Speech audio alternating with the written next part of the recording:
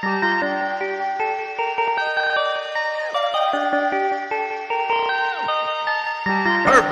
perfect, perfect, perfect. Yo, what's good? This your main correspondent, Alan Taylor, and I'm back in the broadcast room yet again. Always with another one.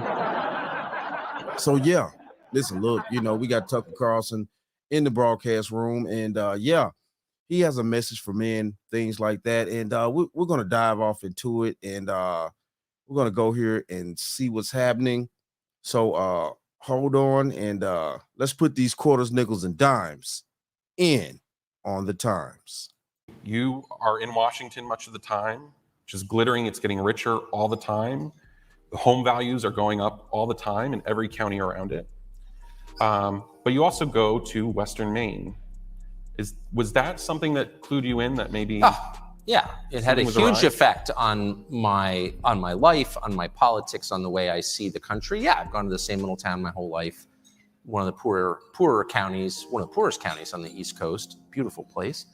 And I've watched it dissolve. I mean, the culture there, wonderful people. I spend 3 months a year there every year. And, you watch the same very familiar pathologies that we wrote a lot about in the 80s and 90s in the inner city, right in the middle of this overwhelmingly conservative, 100% white, rural community. So, okay, to start off right there. Basically, he breaking down what has technically happened in the Black community, back in the day. And the thing of it is that in the community that he comes from, he's starting to see the same breakdown that we've already seen. So, as Black people, we're deep off in it now, the breakdown. As far as the family, things like that, the structure of what we used to have, the connections of each other, as far as Black people being able to work with each other, things like that. He's seeing the breakdown in his own community technically. So here we go. And you start to ask yourself, well, why is this happening? Is it because they just, is welfare doing this? Well, I'm not sure that our assistance programs make it better. I think they undermine the family in a lot of ways. But they're not the problem. I mean, they didn't cause this. Actually, they're exacerbating it. They didn't cause it. And what caused it was the collapse of male jobs. And we should have learned this. And it actually has made me reassess a little bit, not my feelings about watching the family collapse in inner city America. I still feel that's a disaster. It demonstrably has been a disaster. There's really sort of no other way to look at it. But the causes are a little different from what I thought. Like if men don't have full-time work, families fall apart. If men make less than women, women don't want to marry them. This is not some Handmaid's Tale like talking point that we in the alt-right believe. This is the product of like a century of consistent social science. And by the way, I wish it weren't true. I wish women were very excited to marry overweight, indolent men who played video. I'm serious. Tucker, what do you? No. I'm serious. I wish it were enough to sort of be charming at dinner. But it's not, actually. And that. But we know the problem that's really truly happening here. Overweight, this and that, whatever. Okay, cool. The thing of it is it does go back to what you said about the jobs. It also does go back to the family dynamic. Not having the proper male role model in these households that's needed in order to, shine light on the son's eyes, to let the son know that he can go out, he can make it, he can be a productive citizen and things like that. That means a hell of a whole lot. So, with these programs and things like that actually push the male out of the household, for government subsidies and things like that, it makes for a situation to where the son doesn't have the proper male around him to show him how to be that man, how to grow, when it's time to do certain things and when it's time not to. So that's what it's come to a degree. And It's just too much government in private family functions. It's just too much of it. So what the French toast is there to think about? That's not a choice that men make. It's an instinct that women have. And it's true over time across population, race, income. So like clearly this is a feature of human nature. So if you're mad about it, kind of not my problem. At some point you have to address people as they are, which is my basic problem with a lot of what happens in Washington, is not address human nature, which is immutable. It's the one thing that doesn't change. And so if you have a society where on average, women make more than men, you will see a very predictable series of events. Women will stop getting married. They will not stop having children, by the way. That's a biological imperative. They will continue to do that, but those children will not have a father in the home. Okay, my problem is,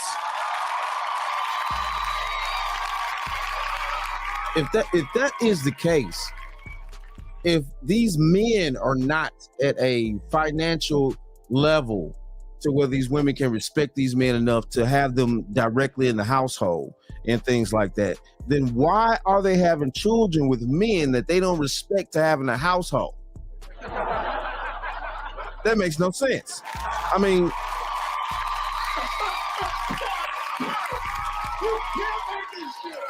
you would think. So it's a part of them to, you know, continue to procreate, you know, and bring more children, but they don't want to keep the man specifically around because of the financial situation, but it's good enough to lay down with. Like, I mean, you know.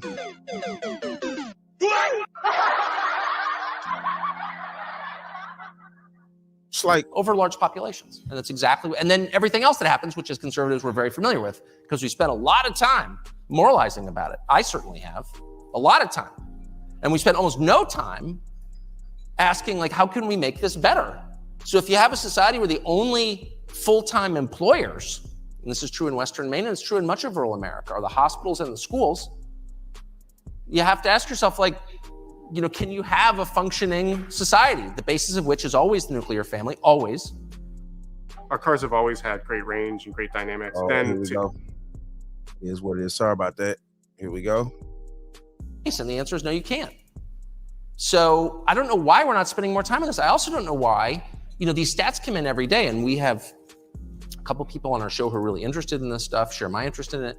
And so they're constantly sending me this stuff. I just got one today. So there's, of course, the life expectancy numbers 3 years in a row down. I mean, if that's not a red alert, I'm not sure what is. The suicide numbers are my fixation. I know 4 different people have killed themselves in the last year and a half, all middle-aged men.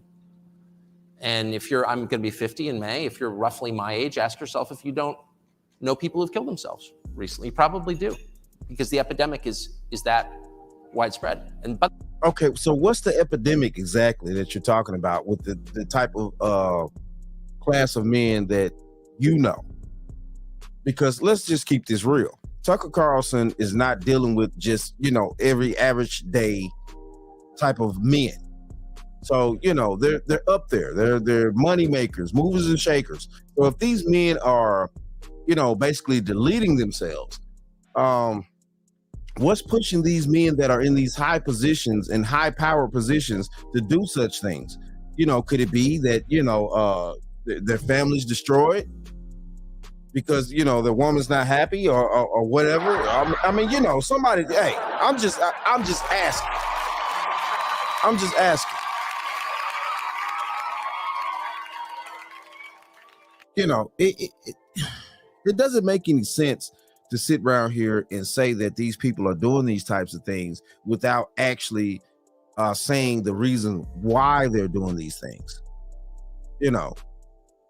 And it's just ridiculous, but, you know, it kind of is what it is, though. And that's what's going to happen if we continue down this path of, you know, not raising families, not actually putting the proper structure in society that's needed to keep society building the way that it needs to go.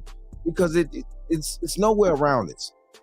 It's only going to work a certain way if we have a certain amount of people that actually are being productive citizens, being productive families, things like that. That's what keeps societies going.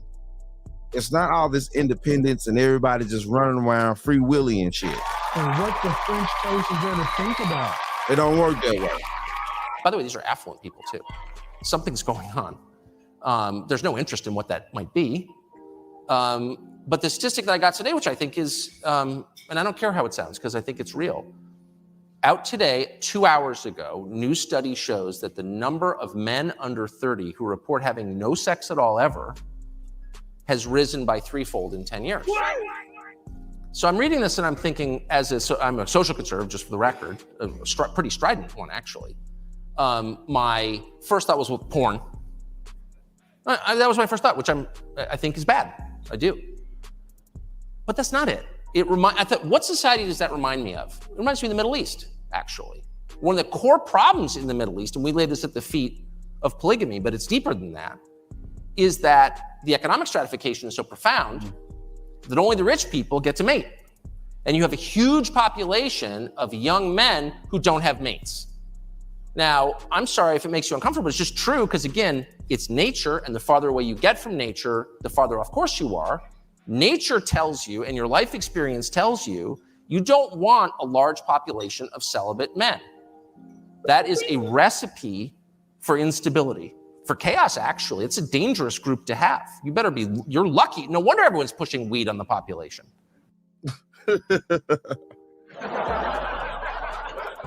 And I get it with the weed point because, that's going to keep everybody calm to a degree, especially men. But the thing of it is here, what has happened is, they've taken a lot of trade skills out of schools. And these are the skills that are needed also for basic living in society. You're talking about carpentry, you're talking about, excuse me, you talk about mechanics. It's a lot of other things you're talking about here, and as men, we like to work with our hands on the bigger scale of life. We really do. It's kind of a pissed off situation that, nowadays you can't even change your own tire to a degree because most of these new cars don't even come with a spare tire for you to change it with. So, I mean, like what the French coast is going to think about. And then everybody want to sit around here. Well, all these men, these young men, they don't know how to change tires. They don't even know how to change the tire. I mean, shit, look at the vehicle. The vehicle don't even come with a spare tire to change it with. So what are you talking about? What are we talking about here? You can't make this shit up. They're making, vehicles so where you can't even change your own alternator without having to put the car on some type of computer to make sure that you don't mess up the computer in your car because you changed the part. Once they took a lot of skills that men actually used to, have in school and needed, out of school, and just made it about, learning arts and other little things that really didn't matter, especially for men. It made a very big void in the situation as far as men getting jobs and having prominent careers and things like that. Every man is not trying to be a senator or the president or anything like that. Every man is not trying to run a Fortune 500 corporation. It doesn't work that way. Every man is not built to do these things. And, we need men to do the real jobs and things like that. The plumbers, the electricians, and things like that. And people all over the internet, especially a lot of men, we're stressing these factors about these are the things, these are the jobs that will put men in these financial positions in order to be able to take care of families, in order to be able to build something, and they're not, glamorizing what they need to be glamorizing to make sure that men are put on the pedestal that they need to be put on in having these jobs and careers. Because at the end of the day, being an electrician, being a serious plumber, these are careers. You need somebody to unclog your toilet who you gonna call? It's definitely not Ghostbusters. I mean, I'm just being honest out here. And what the French toast is ever It's think definitely about. not Ghostbusters. And see, that's the problem. You know, they took the actual skills that men need for themselves in life out of schools. You know, because every man's not going to be interested in going to college. It's just not, it's not in us to do all that. We don't want to go to college en masse like that. Not like that. We'll go to a vocational school and take up a trade and things like that. You know, driving trucks or stuff like that. But no, though, you know, it's just, man, stop it. See, you know, and that's the downfall. I'm not joking, because they're afraid. And so what that is a picture of, it's a picture of a society in which the spoils increasingly go to a smaller or shrinking really number of people. And your average young person, that's the poorest segment of our society, is young people, don't have enough to buy a car or a house. They're shackled to student loans from which they cannot escape. And they don't have enough to mate. And one of the reasons is because they're living with their parents. We have a higher percentage of young men living with their parents than in my lifetime by far. That's an economic question. Now, I'm not. Because most of those men that are still living with their parents, if we had kept trades and things like that in schools to teach these young men coming up, they'll be on top. They will be on top. And what the French toast is there to think about. You can't make this shit up. You old fish-eyed fool. Espousing socialism, obviously, which I abhor and which does not work, at least in the way that it's been administered in every country that I'm aware of. What I'm saying is we're going to get something really radical and destructive and dangerous unless we address these things. That's the only point I made. And you say you're not a populist. You grew up No. in all these, in a nice area. You grew up, you live among the elites. You like your home in Washington. Sort of, yeah. Yeah. And, but your book, you know, your recent book, Ship of Fools, you kind of trace this to the idea that it was Democrats who gave up on Youngstown. That was, of course, Traficant's accusation, right? Right. He said, he warned Al Gore, don't even come near me or come near Youngstown. Right. And they made the transition very quickly, and now Democrats and liberals, they love the largest corporations in America, right? They love Facebook, they love Apple. They worship power. Well, it's as succinct as you can put it. What should be the conservative response when you see a supposedly liberal party or a progressive party that's dominated by elites at the top who love corporate power, who themselves are winning more and more votes from the upwardly mobile part of America? And even though the Republican Party has almost tried to repel working class whites from coming in, and in some cases working class Latinos from coming in, they seem to be coming into the party. So what is the role of a conservative in America right now? Or working class black men, by the way, if I could just say the obvious. Yeah. I mean, yeah. I mean, there's no reason that African-American men shouldn't be voting for a party that rejects rigid 1970s era feminism, or that. Woo! You ain't right, man. Oh, I'm right. You'll see. And what the French toast is there to think about. Hey. You can't make this shit up. You old fish-eyed fool. And hey, whatever politics you in, that's neither here nor there. That's for you personally.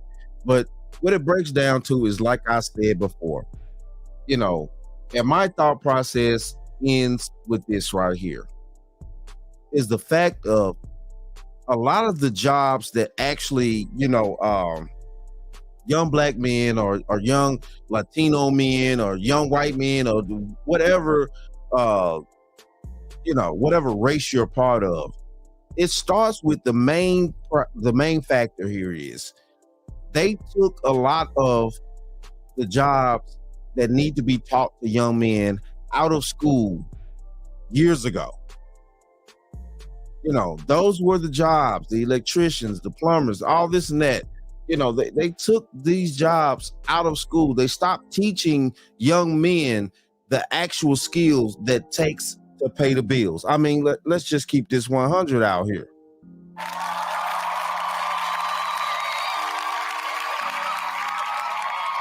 And to be honest with you, most of those jobs, trucking, all this stuff, they pay tremendous amounts of money, you know, to be able to provide for a family. So, you know, these are the things here, man. You know, I suggest that we put these type of trades back in schools, you know, to build up these young men, you know, shop and all this type of stuff. But, you know, a lot of, to be honest with you, a lot of these trade skills and stuff like that are going to need to be taught by other men, which becomes a problem nowadays because, you know, a lot of men, we're trying to stave off a lot of stuff, a lot of accusations and dumb stuff nowadays because it's become so toxic for men to even be around children, period. It's ridiculous out here. It's crazy. But we see in the news, you know, mostly, I don't know if y'all been watching YouTube or anything like that, but, you know, but most of the time, man, a lot of these teachers out here doing a lot of egregious shit. A lot of egregious shit. What the French toast is there to think about? A lot of these female teachers out here doing some dumb stuff out here. Hey. But I really think we need to put trades back in schools.